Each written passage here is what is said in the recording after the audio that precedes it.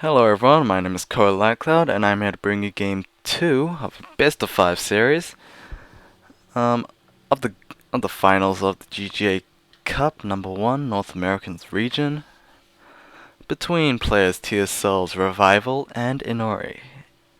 If you haven't watched game 1, you probably should, as it would prevent me from spoiling if I do in this game. Gonna go back to this. So yeah, this is gonna be on Antigua Shipyard, I believe. So, oh, looks like I do not have. That's why I didn't notice before. Oh well. In the bottom right corner, we have TSLInori as the red Protoss. On the top left, we have TSLRevival as the teal Zerg instead of the pinky Zerg we've seen in many games. Let's put up the production tab.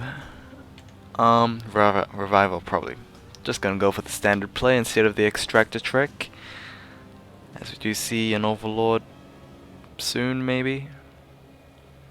Actually, no, he's gonna save up his minerals for a 10 pool. So yeah, that's gonna, on a big map like this, that's probably best, as he can eventually go back to his economic play very soon.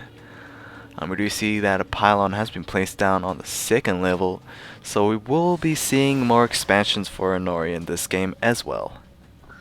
This map being Antigua Shipyard. So yeah, we do see that there is a 2nd expansion that is blocked off by rocks. We did see the extractor trick going down for Revival, as you probably seen the red supply count a couple of seconds ago. We do see a forges going down, so cannons will most likely be the next building, unless Entombed is a bit confident in going for a gateway. We do see that 6 Zerglings is going to be trained up, as well as a queen.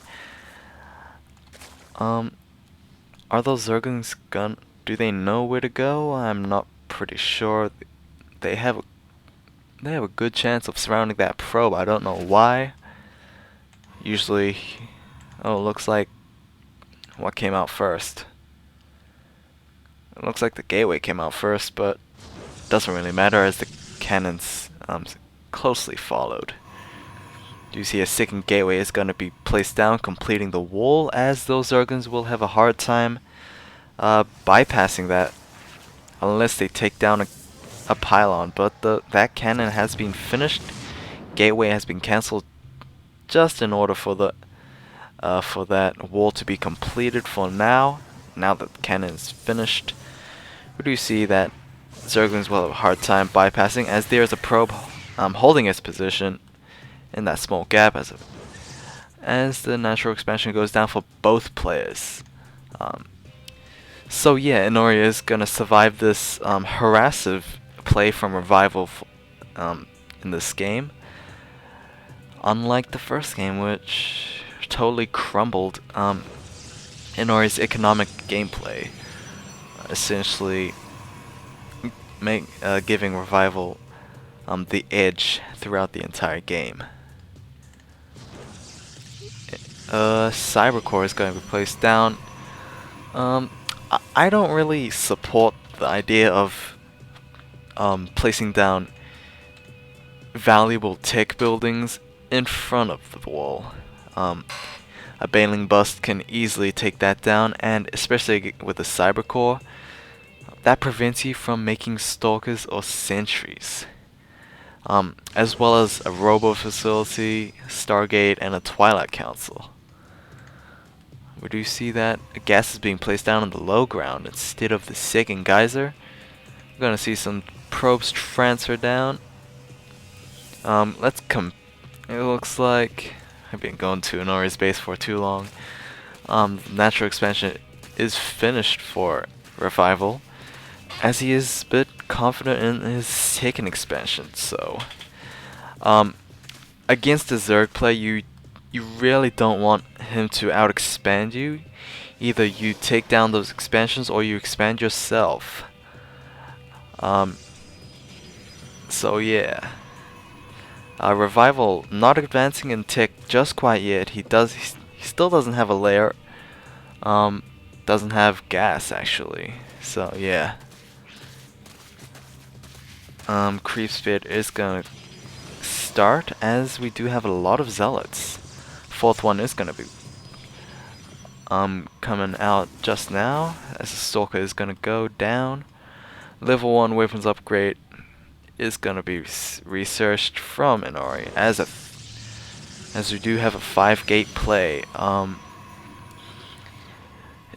5-gate is usually 6-gate is usually 7-gate is usually actually I wouldn't say 7.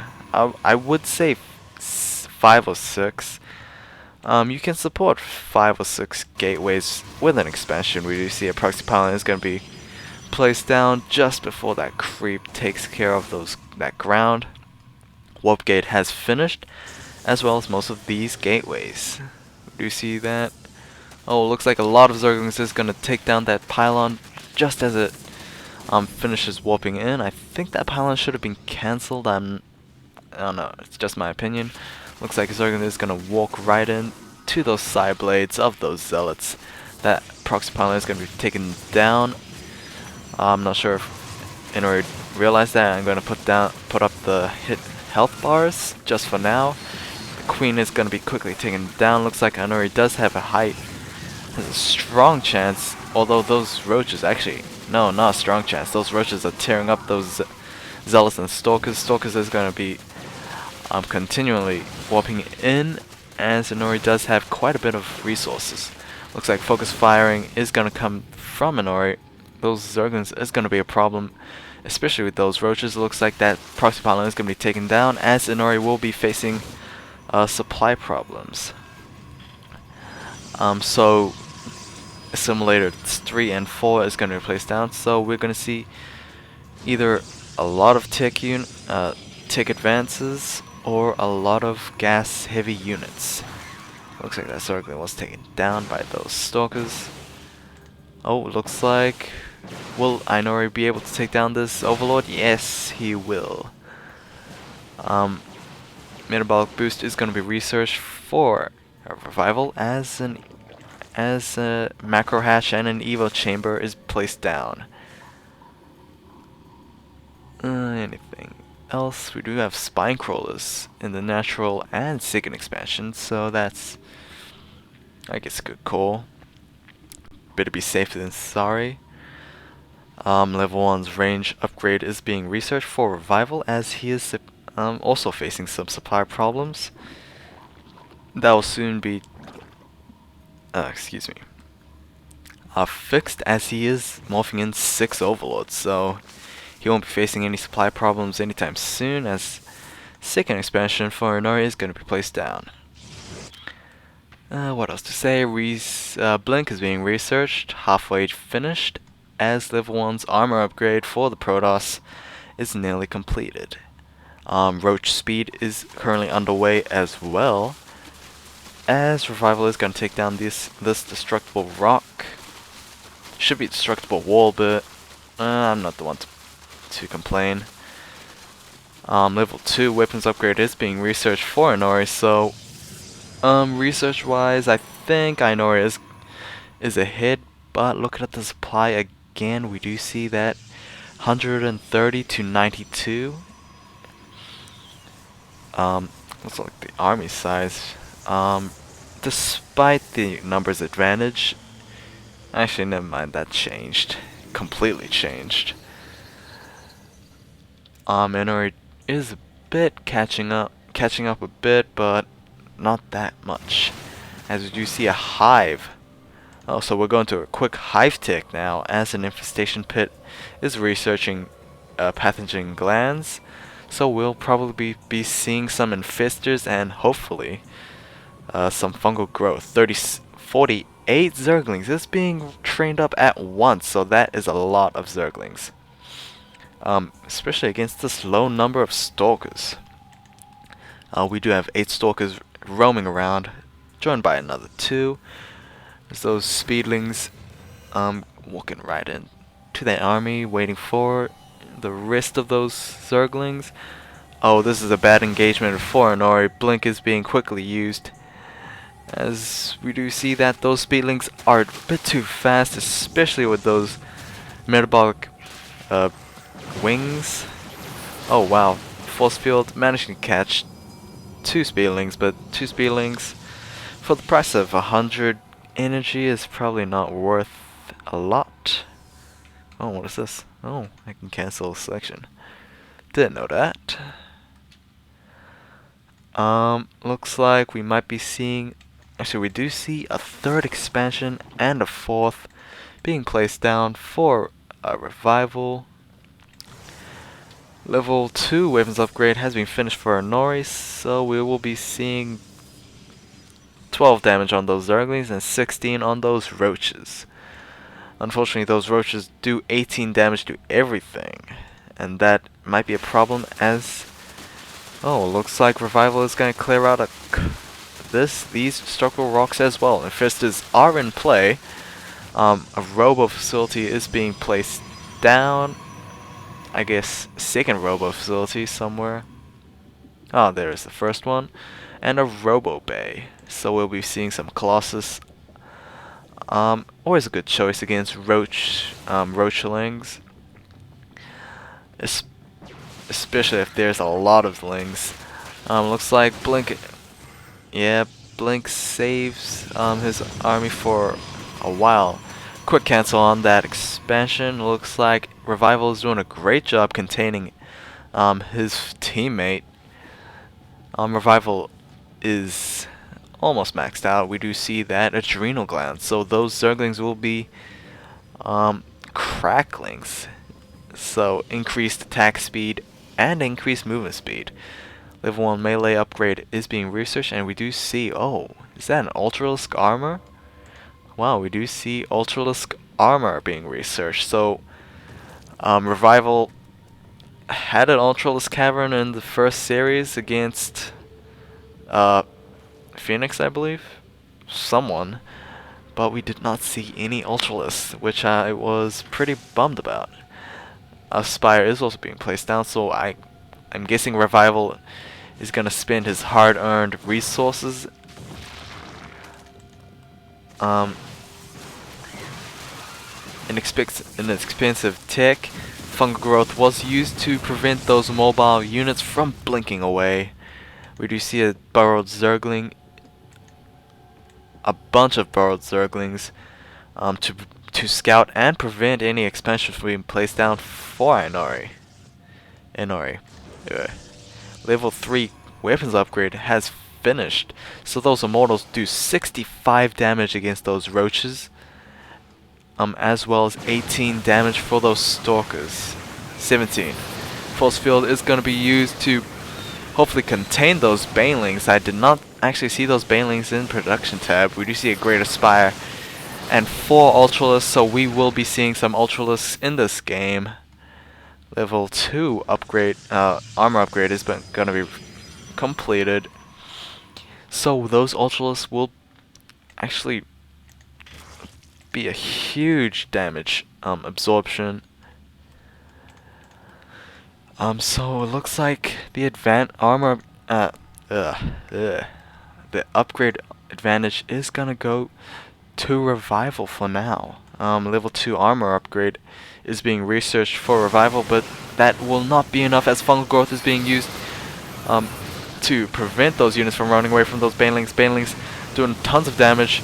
Those Colossus, how many Colossus are there? There's only 2. There was always 2. Those Colossus are able to survive, but they have taken a lot of damage. We do have 5 Immortals. Wow. That is about, let me do the math. 325 damage if they hit a roach. So they can basically one-shot 2 roaches at once. So it looks like roaches have been abandoned from this matchup. And it looks like Ultra Bling Infester, I guess, Oh, it looks like Immortals are going to be caught up in the surround. These Zerglings, not enough Zerglings to surround the entire army. Blink is being used to escape those Ultralisks. Ultralisks doing splash damage. It looks like Colossus is going to be microed out of the way. Blink is being utilized. But those Ultralisks, 5 armor. Is that really 5 armor only? Oh well. Oh, we do have lag in a replay for some reason. 5 armor, and they do 39 against those Colossus and Stalkers. Plus they do splash damage, so Ultralisks, good against this kind of composition. Very unfortunate we don't see Ultralisks recently. Wow, Inori's Creep Spirit is amazing right now.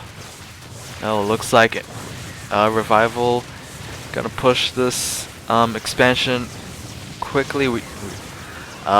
Long time ago, Ultralisks used to have anti-building attacks. Now they don't. Fungal growth being used pretty darn effectively, actually. Blink also being used. For Inori, we do see a lot of great blink management for Inori, but it is not enough to save that 3rd expansion. Yeah, 3rd expansion. We don't see a 4th. We don't see a 5th coming for Revival. So yeah, I'm pretty surprised about that. Looking at the income, we do see that, and Revival has basically double the amount Inori has. We do see Archons and Void Rays coming into the army mix. Void Rays, I think, is the most excellent choice against this, as there is essentially no anti-air. The only anti-air is fungal growth and possibly infested Marines, but Marines, they cost 25 energy each.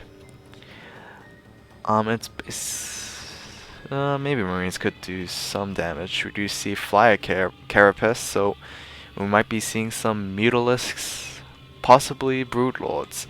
32 Banelings is being morphed in. That is a deadly force, especially how many Ultralisks is that? That is 11 Ultralisks. That is basically, math again, that's basically 5,000 hit points. Is most likely more, especially with that armor. It looks like fungal growth is being used very well. Immobilizing that army. Colossus is being taken down just by Banelings.